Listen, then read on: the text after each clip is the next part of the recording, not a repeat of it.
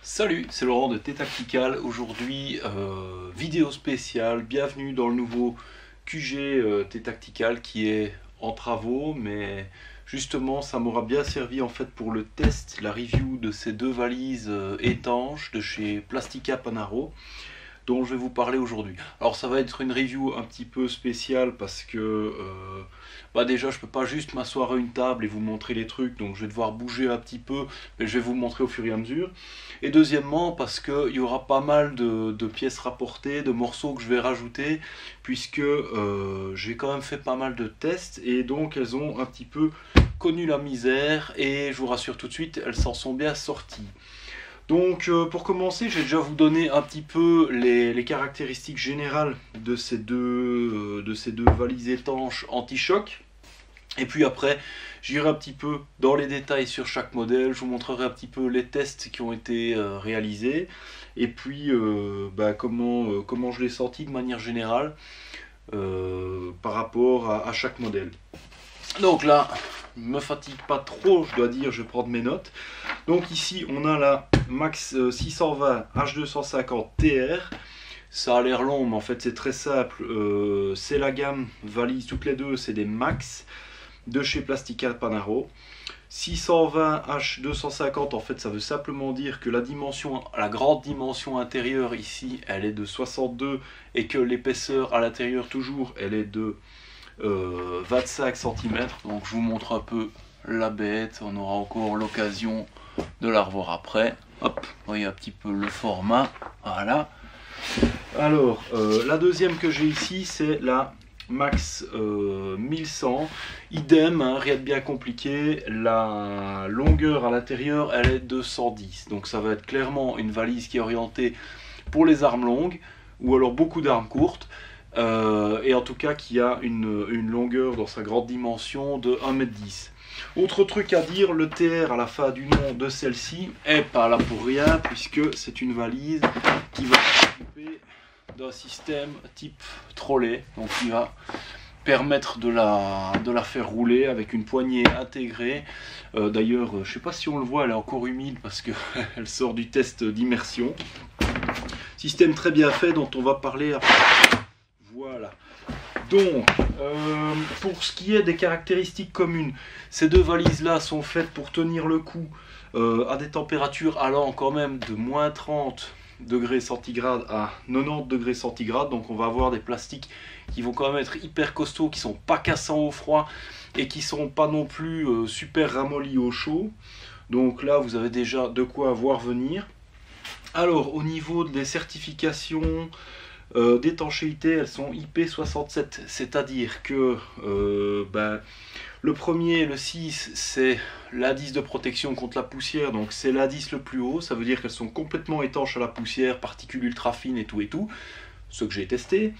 Et le deuxième chiffre, qui est le 7, indique qu'elles sont capables de résister à l'immersion, si je me souviens bien, une demi-heure à 1 mètre de profondeur. Donc elles comportent toutes les deux des joints sur tout le tour. Donc ici on a un petit rebord en plastique et au niveau du couvercle sur tout le tour on a un joint. Je vais vous montrer ça. Donc ici on peut voir qu'il y a un renfoncement avec un joint souple qui fait très bien son boulot. Voilà. Elles ont une valve automatique. Alors ça paraît simple, ça paraît être un petit truc, mais c'est vachement bien parce que en fait la valve telle qu'on la voit ici, voilà, le truc rond que vous voyez au milieu au niveau de la poignée, en fait c'est une valve automatique, c'est-à-dire qu'il n'y a pas besoin d'appuyer, il n'y a pas besoin de tourner, il n'y a besoin de rien faire. Ça contient en fait une membrane qui va laisser passer l'air et qui ne va pas laisser passer l'eau. Mais ça veut dire que ça va permettre de réguler les différences de pression pour ne pas vous retrouver avec une valise qui est sous vide et qui est verrouillée, mais de manière automatique. Contrairement aux valises low cost, parce que j'en ai déjà eu, valise anti-choc low cost, sur du low cost vous devez visser ou dévisser la valve, ce qui veut dire que si vous avez le malheur de l'oublier ouverte, votre valise n'est tout simplement plus étanche. Donc ici, valve automatique, c'est quelque chose de vraiment chouette. Ici, Voilà, rien de sorcier, on a la même sur la valise numéro 2, donc la Max 1100. Hop. Alors, valve automatique, fermeture double mouvement, ça aussi. Alors, c'est aussi un petit truc, mais c'est pas mal du tout parce que ça va éviter pas mal de problèmes. Donc, je vous montre ça de plus près. Hop, je vais faire de la gym aujourd'hui. Donc, vous avez une fermeture à double mouvement, c'est-à-dire que vous allez faire 1 et 2. Alors, pourquoi c'est super génial? Encore une fois, une valise low cost, vous allez avoir un bête truc qui se claque. Ce qui veut dire que, 1, vous allez devoir forcer beaucoup plus pour ouvrir parce que la compression du joint ne se fait pas aussi bien qu'avec ce système-ci. Et 2, bien souvent, si vous avez des trucs un petit peu volumineux dans la valise et que ça appuie, ben, au moment où vous allez ouvrir votre fixation, la valise peut s'ouvrir toute seule. Alors qu'ici, c'est pas possible. Même si c'est la dernière fermeture que vous ouvrez, elle va être retenue. Le couvercle ne va pas partir dans tous les sens. Donc ça vous permet de beaucoup mieux contrôler les choses. De la même façon, si vous avez des choses à l'intérieur que vous devez comprimer, je vais ouvrir un peu les autres, et que votre couvercle ne veut pas se fermer correctement, c'est pas grave. Tant que vous pouvez fermer ici, vous allez pouvoir forcer pour faire votre compression de manière très simple. Donc ça, c'est pour les fermetures doubles. Donc c'est aussi un gros avantage par rapport aux valises low cost. Ensuite, hop, vous allez avoir, donc ça évidemment c'est sur les deux modèles. Ici, au niveau de la 620, vous avez des fermetures, donc là charnière forcément ici, des fermetures sur les côtés et sur l'avant. Au niveau de la valise à armes, qui est nettement moins large, vous allez avoir 4 fermetures au niveau de l'avant. Alors, vous avez des poignées, alors ça c'est super cool, vous avez des poignées soft, c'est-à-dire que c'est des poignées qui vont être en réalité, bon, je vais prendre celle-là, poignées qui vont être très confortables parce que en fait elles sont dans une matière relativement souple, je ne sais pas si vous pouvez bien le voir, ce qui veut dire que vous n'allez pas vous péter les doigts comme encore une fois sur certaines valises low cost où elles sont dures à mourir. Mais en même temps, ces poignées-là sont testées pour la charge, c'est-à-dire qu'en usine, ils font les tests, ils chargent les valises à fond la caisse, ils testent, ils tirent et rien ne bouge. Autre chose intéressante, très intéressant, toujours différent du low cost, c'est que vous allez avoir une poignée sur le dessus, une poignée sur le grand côté et une poignée en dessous. Ce qui est pas mal du tout parce que ça veut dire que si vous avez des trucs vraiment lourds et que vous devez vous retrouver à deux à porter la valise, et ben vous avez une poignée de chaque côté. Même principe, si vous regardez sur la 1100, vous avez une poignée à l'arrière, une poignée sur le long côté et une poignée sur le dessus. Donc voilà pour les poignées, donc comme je disais, qui sont soft et testées pour la traction. Au niveau de la fermeture, ça c'est pas mal non plus, vous allez avoir un nombre impressionnant de trous pour les cadenas. Donc ici, si je prends la grande, vous avez ici, ici, ici, ici, ici, ici, ici, ici, des fixations pour y mettre des cadenas. Donc vous allez pouvoir verrouiller ça de manière optimale. On est loin de la valise classique où vous avez un truc pour fermer, voire même aucun. Ici vous allez pouvoir sécuriser tout ça sans problème. De la même façon, si vous regardez la 620, vous avez 2 trous à l'avant, 2 trous à l'arrière et 2 trous au niveau de la grande face, toujours pour mettre du cadenas, pour verrouiller le truc de manière optimale. Alors au niveau des valises, il faut savoir que si vous avez plusieurs valises, elles sont empilables. C'est-à-dire que si vous les mettez les unes sur les autres, elles ne vont pas se mettre à glisser. Donc vous avez tout un système de lignes en relief qui va permettre de les garder en place. Ce qui peut être vachement bien quand vous avez l'habitude. Comme nous, au niveau des formations, on utilise beaucoup de valises étanches pour transporter le matériel. Et quand vous les mettez dans les voitures et que vous les empilez, ça fait toujours plaisir que ça ne se mette pas à bouger dans tous les sens. Donc ça, je dois dire, c'est vraiment un truc assez chouette. Au niveau du corps, ici, je vais vous remontrer sur celle-ci. Le corps de la valise en lui-même, il est vraiment, vraiment super castard en fait. C'est-à-dire qu'on va avoir une épaisseur de paroi qui fait, je ne sais pas combien elle fait, mais c'est vraiment rigide, ça fait plusieurs millimètres. Et alors par contre, ce que je peux vous dire, c'est que celle-ci, hop, pas m'accrocher dedans, elle a quand même connu la misère parce que je l'ai un petit peu jeté partout pour tester. Je ne sais pas si on voit bien les marques sur les bords, voilà. Vous pouvez voir qu'il y a quand même quelques griffes relativement profondes, notamment sur les coins et tout ça. Et en fait, ça n'endommage pas du tout la valise. En fait, elle reste complètement fonctionnelle. Ça ne l'affaiblit pas. Elle reste très résistante. Vous pouvez voir ici, c'est physique hein, comme review. Vous pouvez voir ici l'épaisseur. C'est quand même super castard, quoi. Donc, à ce niveau-là, il n'y a pas trop à s'inquiéter. Ensuite, évidemment, bah, celle-ci bénéficie des mêmes caractéristiques à ce niveau-là. Ensuite, ça c'est vraiment top aussi par rapport à de la valise moins chère, c'est que vous allez avoir tous les axes. Bah, là, ce coup-ci, pour pas faire de jaloux, je vais vous montrer l'autre. Et puis, hop, tous les axes, notamment celui de la poignée qu'on peut voir ici. En fait, c'est des axes en nylon, ce qui veut dire que vous n'aurez pas de problème d'oxydation avec ça. J'ai eu le cas aussi avec de la valise low cost. D'avoir des problèmes d'oxydation. Donc vous avez une pièce en métal ici qui se retrouve toute rouillée à un moment, ça devient gripper, c'est emmerdant. Alors qu'ici on a des axes en plastique qui sont, comme je rappelle, en nylon, qui sont, comme je rappelle, testés pour la traction, donc vous n'aurez pas de problème de casse. Par contre, ça évite les problèmes d'oxydation. Donc à ce niveau-là, c'est vraiment un chouette truc aussi. Donc toujours dans les caractéristiques communes, on a là des mousses internes. Donc ici j'ai deux exemples en fait que je vais vous montrer. Donc le premier, bah, ça va être une mousse anti-choc. Donc si on regarde dans la valise ici à armes, elle est tapissée avec une mousse anti-choc de ce type-ci. Hein, donc qui va permettre de stocker différentes choses suivant le besoin et de bien les protéger, donc avec une certaine épaisseur et la texture qu'on connaît bien. Et puis donc dans la 620, ça c'est le couvercle qui a de la mousse anti-choc classique. Et puis au niveau du corps de la valise lui-même, là je la plie comme ça vous voyez, on a une mousse en fait prédécoupée, mais en plusieurs épaisseurs. Là il y a 3 épaisseurs de prédécoupé, vous voyez ça fait grosso modo 5 cm, peut-être un peu plus. Et vous allez pouvoir enlever en fait chaque fois des petits carrés qui correspondent à la forme du matériel que vous voulez transporter et faire en fait de cette façon là une mousse qui va épouser au mieux le matériel sensible que vous voulez transporter dans ces valises. Donc ça va être un ajout qui est vachement pratique. Troisième option, vous pouvez, en vous adressant directement à la compagnie, vous allez pouvoir obtenir aussi des mousses qui sont personnalisées.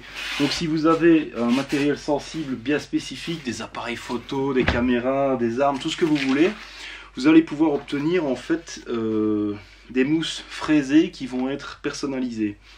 Mais ça, bon, ben ça, il faut le commander de manière plus spécifique. Autre chose, vous avez des places qui sont prévues pour mettre des labels personnalisés. Donc ça, c'est aussi des choses qui peuvent être personnalisées au niveau de la compagnie. C'est pas un problème, il faut leur poser la question, leur demander. Toujours dans les caractéristiques communes, je regarde là où c'est le plus facile pour vous montrer. Vous avez en fait, hop, sur chaque valise ici, vous allez avoir des roues qui sont hyper épaisses, hyper solides. Donc à ce niveau-là, c'est vraiment chouette parce que vous avez toujours cette idée du produit qui va vraiment résister à tous les abus ou presque. En tout cas, je les ai utilisés de manière assez intensive. Je veux dire, si on fait tout petit peu attention, on n'arrive pas à des usages pareils. Et ça a très bien tenu. Donc il n'y a vraiment pas de souci avec ça. Les roues ici, sur l'autre aussi, c'est les mêmes, c'est des trucs très larges, c'est remplaçable, c'est solide, c'est épais, donc ça va pas s'user sur une semaine. Donc vous avez un truc qui va tenir dans le temps et c'est souvent ce qu'on attend de ce type de produit, quoi. Alors, je continue. Donc, au niveau des matières, pour ce qui est du corps des valises et des poignées, en fait on est sur un polymère de polypropylène, donc c'est un plastique costaud, hein, voilà, je vous résume ça en termes simplissimes. Après ceux qui sont mordus de chimie peuvent se renseigner un petit peu. Au niveau des fermetures, donc cette partie ici que je vous ai montré tout à l'heure, Là, on va être sur des fermetures qui sont, elles, faites en nylon. Et enfin, au niveau des axes, donc les axes que vous allez trouver au niveau de la poignée et au niveau des charnières, par exemple, vous allez avoir des axes qui sont, on le voit qui dépasse un petit peu ici, en nylon, mais alors en nylon renforcé avec 30% de fibres de verre intégrées pour avoir une rigidité optimale. Au niveau de ces deux modèles-ci, ils sont disponibles en noir uniquement. Il faut savoir que dans leur gamme, je sais que la plupart des modèles sont disponibles soit en noir, soit en orange. Là aussi, je vous invite à aller jeter un petit coup d'œil sur le site web de Plastica Panaro. Donc là, vous avez accès à toutes les gammes de produits qu'ils font, parce qu'ils font pas que de la valise étanche, ils font des petites boîtes, ils font beaucoup de choses. Je vous ai donné vraiment toutes les caractéristiques communes entre les deux valises. Maintenant, je vais vous expliquer un petit peu plus dans le détail, même si ça va très vite, les caractéristiques spécifiques de chacune. Donc on va avoir, d'abord, là je vais mettre un petit peu celle-ci de côté. Donc au niveau des caractéristiques spécifiques de chaque modèle, la Maxi 120 H250, donc elle, première chose, ça j'avais dit que je vous montrerai dans le détail, c'est assez important, donc ça c'est le côté roue, c'est le trolley. Donc la poignée ici qui va être sur l'arrière, qui est vraiment super bien conçue. Je vais vous montrer ça d'un petit peu plus près. Donc vous avez ici un petit bouton de verrouillage, on appuie dessus, je vais même vous le montrer d'encore plus près. Petit bouton de verrouillage. Hop, j'appuie dessus, je déploie le truc. Donc la poignée ici, c'est déjà passé par le sable, la poussière, la flotte, tout ça, ça se déploie toujours. Hop, un peu de lumière, ça se déploie toujours aussi facilement. Ça a l'avantage d'être en plastique. Alors ça, c'est vraiment un super truc.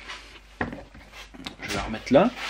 C'est un super truc parce que tout simplement le fait d'avoir cette pièce et celle-ci en plastique, ça vous évite beaucoup de problèmes. Sur toujours d'autres valises qui sont d'un coût inférieur, j'ai eu le problème d'avoir en fait la partie vraiment trolley qui était en aluminium, donc vous aviez des tubes en aluminium ici, et puis quand vous prenez des impacts dedans, ce qui se passe c'est que ça fait des coups dans l'aluminium.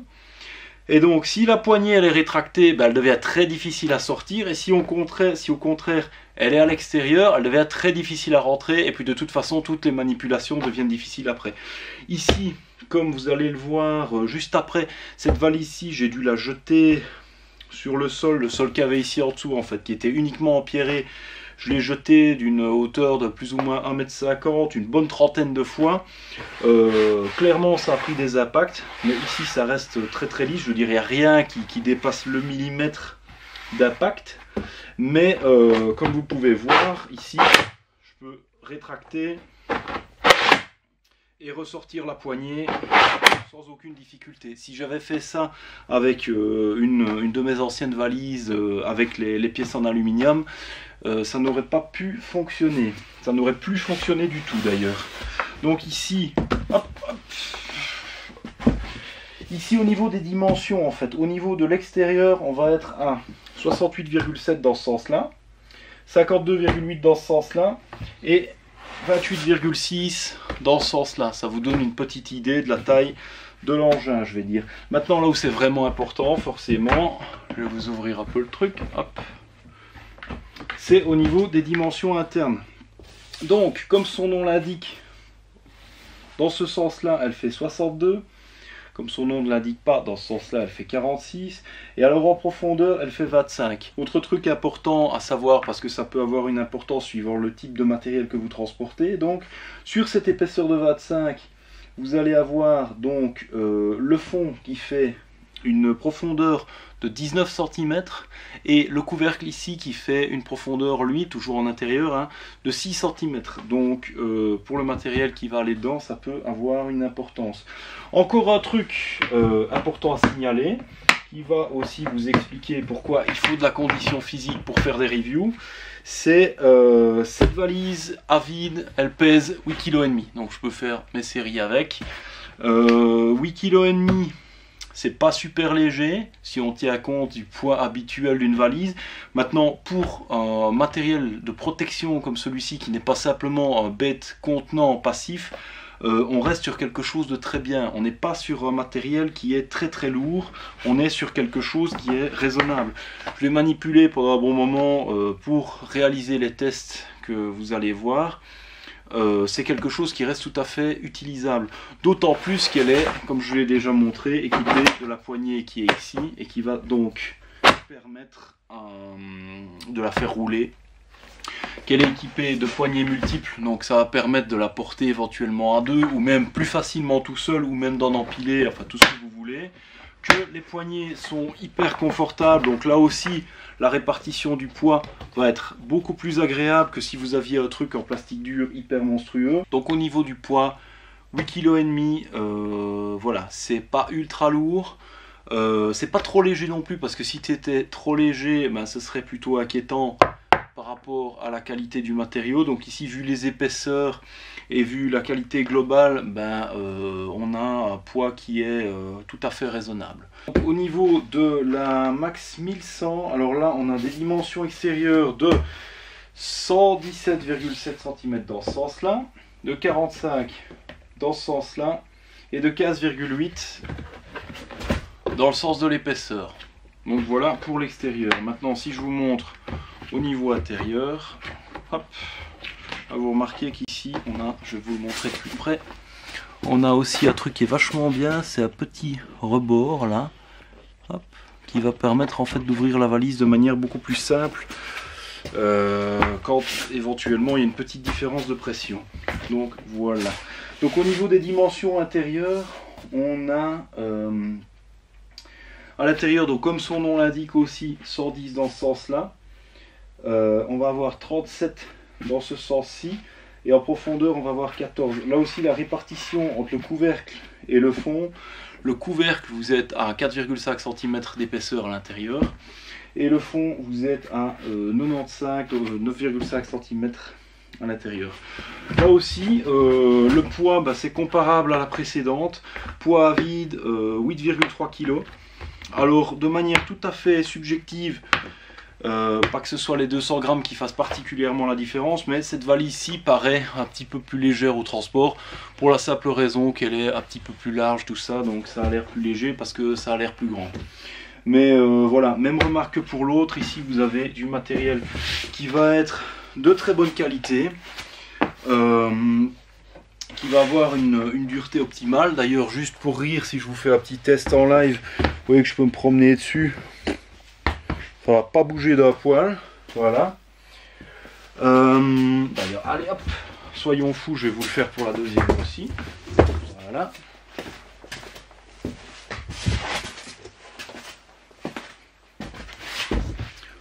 Donc au niveau de la deuxième, bah, je peux franchement faire la même chose. Si je me promène dessus, il n'y a rien à dire. Voilà.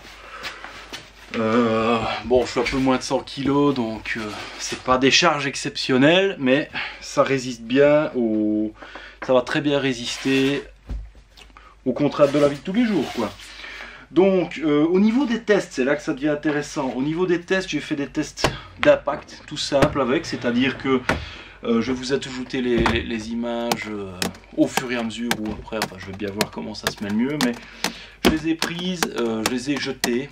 Je pense que la longue, j'ai dû l'acheter une dizaine de fois, celle-ci peut-être une trentaine de fois. Donc je vous ajouterai ça. Premier truc que j'avais fait aussi, j'ai fait des photos quand je les ai reçues. Premier truc que j'ai fait, c'est en fait les bourrer de sable par l'extérieur et ensuite les rincer au tuyau. Donc là, il n'y a rien eu à signaler non plus. Le sable n'est évidemment pas rentré, l'eau non plus. Mais alors, petit truc important à signaler, quand j'ai fait ces tests, le gros avantage, c'est que vous pouvez le voir ici. Après rinçage, il n'y a pas de sable qui reste dans les charnières ou dans les interstices de quoi que ce soit. Donc ici, elles ne sont pas d'une propreté époustouflante, parce que je les ai juste lavées à l'eau claire rapidement. Mais il faut voir aussi qu'en termes d'entretien, c'est un matériel qui est assez facile d'entretien parce que ça ne va pas retenir les saletés dans les charnières ou quoi que ce soit. Donc il suffit de la rincer avec un jet d'eau ou la trempant dans l'eau et les déchets vont partir. Donc vous n'allez pas avoir une valise qui va accumuler la merde au fur et à mesure. Donc de ce côté-là, c'est très positif aussi. Donc ça, plus tuyau, je vous ai expliqué. L'autre truc, ben, je viens de le faire en live, me mettre debout dessus, ça tient sans problème.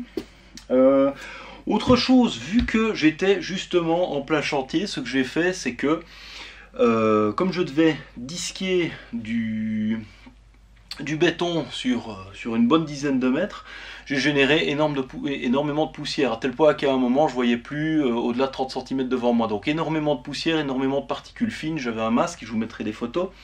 Donc j'en ai profité pour mettre les valises dans la pièce pendant toute la journée. Donc elles ont vraiment pris la poussière, et un type de poussière qui s'incruste vraiment dans tout.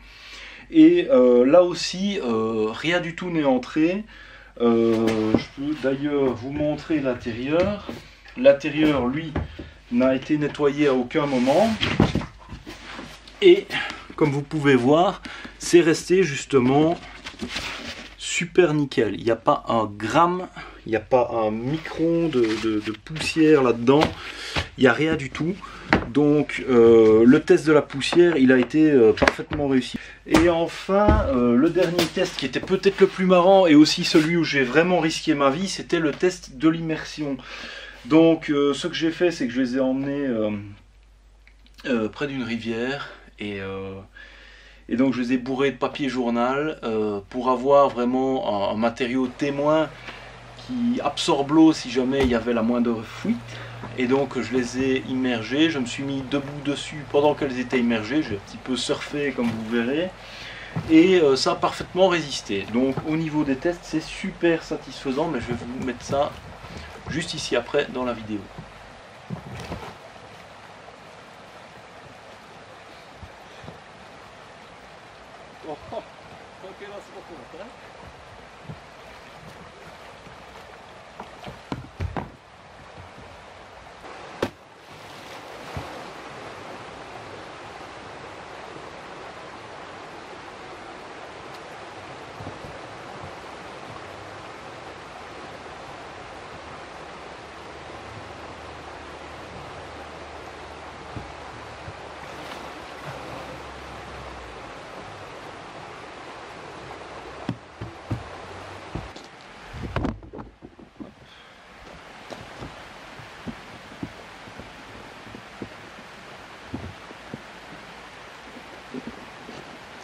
Ici on peut voir que tout le long du bord, pas de flotte qui est rentrée, et le papier bien sec aussi, donc nickel. Voilà, donc on va vérifier après que j'ai risqué ma vie si l'étanchéité était bonne. On va voir ça.